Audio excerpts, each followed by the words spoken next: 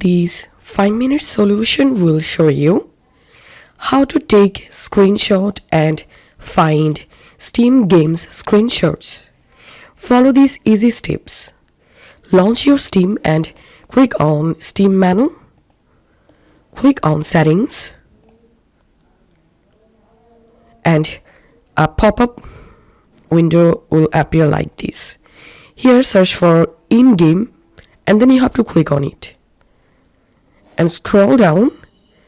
Here you'll get screenshot section, and as you can see, screenshot shortcut key is F12. So to take a screenshot of your Steam games, you have to press F12. And to find out your Steam games screenshot, you can go to these locations on your file manager. To change your screenshot store folder, click on change folder,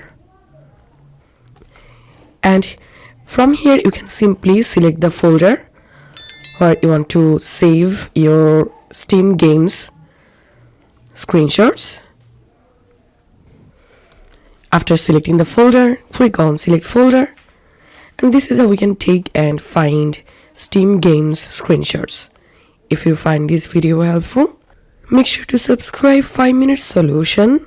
See you in the next video.